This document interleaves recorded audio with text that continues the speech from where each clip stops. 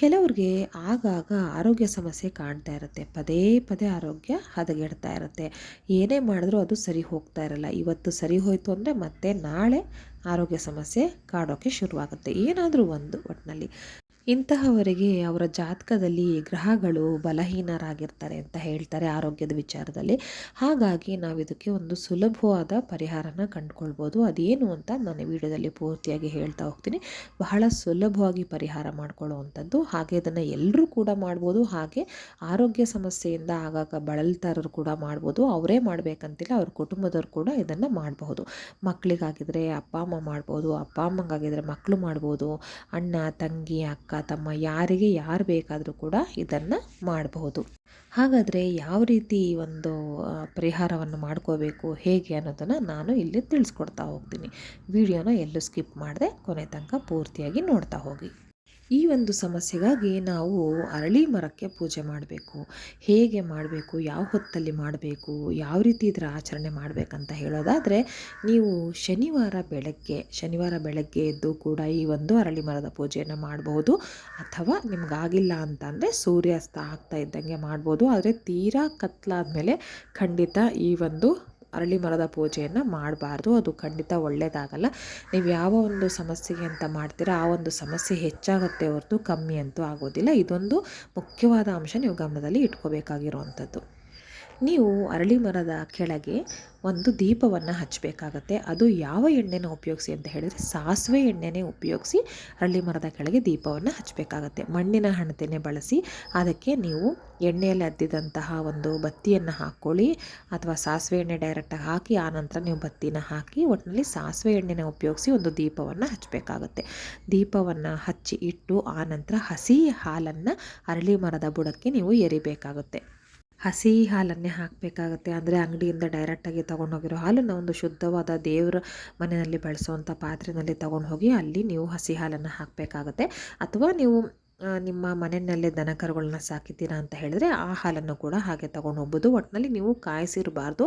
ಇದೊಂದು ಅಂಶ ನೆನಪಿರಲಿ. ಹಸಿ ಹಾಲನ್ನು ಹಾಕಿ ದೀಪವನ್ನು ಹಚ್ಚಿ ಅರಳಿ ಮರಕ್ಕೆ ಅರಿಶಿನ ಕುಂಕುಮವನ್ನು ಹಾಕಿ ಒಂದು ಏನೇ ಸಮಸ್ಯೆ ಇದ್ರೂ ಪರಿಹಾರ ಮಾಡಿಕೊಡು ಅಂತ ಬೇಡಿಕೊಂಡು ಆನಂತರ ನೀವು ಪ್ರದಕ್ಷಿಣೆಯನ್ನು ಹಾಕಬೇಕಾಗತ್ತೆ.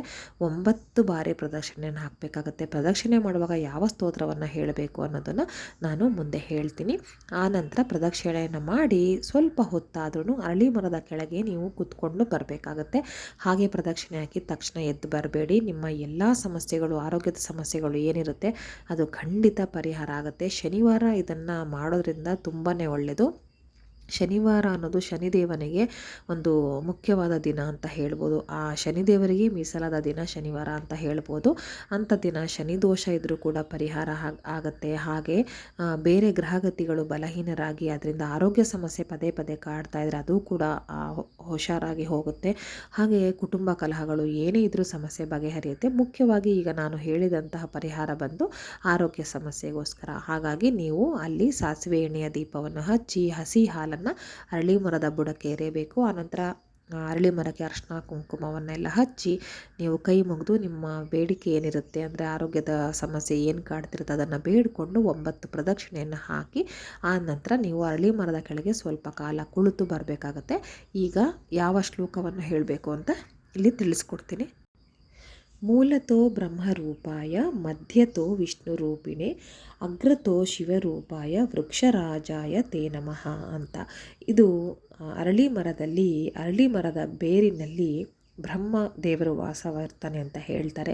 ಹಾಗೆ ಕಾಂಡಗಳಲ್ಲಿ ವಿಷ್ಣು ಭಗವಾನರವರು ವಾಸ ಇರ್ತಾರೆ ಅಂತ ಹೇಳಲಾಗುತ್ತೆ. ಹಾಗೆ ಎಲೆಗಳಲ್ಲಿ ಈಶ್ವರ ಈ ಒಂದು ರೂಪ ಇರುತ್ತೆ ಅಂತ ಹೇಳಲಾಗುತ್ತೆ. ಬ್ರಹ್ಮ ವಿಷ್ಣು ಮಹೇಶ್ವರರ ಮೂರೂ ಒಂದು ಶಕ್ತಿ ಸೇರಿರುವಂಥದ್ದು ಈ ಒಂದು ಪವಿತ್ರವಾದ ಅರಳಿ ಮರ.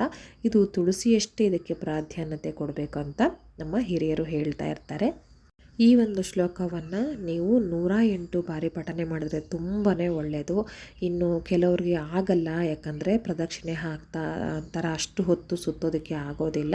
ಯಾಕಂದರೆ 9 ಬಾರಿ ಪ್ರದಕ್ಷಿಣೆಯಲ್ಲಿ ಇಷ್ಟು ಸಲ ಹೇಳಿ ಮುಗಿಸೋದಕ್ಕಾಗಲ್ಲ. ಆವಾಗ ಎಷ್ಟು ಸತಿ ಆಗುತ್ತೋ ಅಷ್ಟು ಸತಿ ಪಠನೆ ಮಾಡಿ ಆನಂತರ ನೀವು ನಾನು ಅರಳಿ ಮರದ ಕೆಳಗೆ ಕೂತ್ಕೊಳ್ಳೋಕೆ ಹೇಳಿದ್ನಲ್ವ ಆವಾಗ ಇನ್ನು ಉಳಿದಿರೋ ಅಂಥದ್ದನ್ನು ಪಠನೆ ಮಾಡ್ಬೋದು. ತುಂಬ ಅಂದರೆ ತುಂಬ ಒಳ್ಳೆಯದಾಗುತ್ತೆ. ನಿಮಗೆ ಗೊತ್ತಿಲ್ಲದೆ ಆರೋಗ್ಯದಲ್ಲಿ ಒಳ್ಳೆ ಒಂದು ಇಂಪ್ರೂವ್ಮೆಂಟ್ ಬರ್ತಾ ಹೋಗುತ್ತೆ ನೋಡಿ. ಹಾಗೆ ನಾನು ಹೇಳ್ದಂಗೆ ಇದರಲ್ಲಿ ಬ್ರಹ್ಮ ವಿಷ್ಣು ಮಹೇಶ್ವರರ ಅಗಾಧವಾದ ಶಕ್ತಿ ಇರೋದ್ರಿಂದ ನಿಮ್ಮ ಆರೋಗ್ಯ ಸಮಸ್ಯೆ ನಿಮಗೆ ಗೊತ್ತಾಗ್ದಂಗೆ ಎಲ್ಲವನ್ನು ಸರಿ ಮಾಡ್ತಾರೆ. ಇದಕ್ಕೊಂದು ಇದೇ ಒಳ್ಳೆ ಪರಿಹಾರ ಅಂತ ಹೇಳಲಾಗುತ್ತೆ.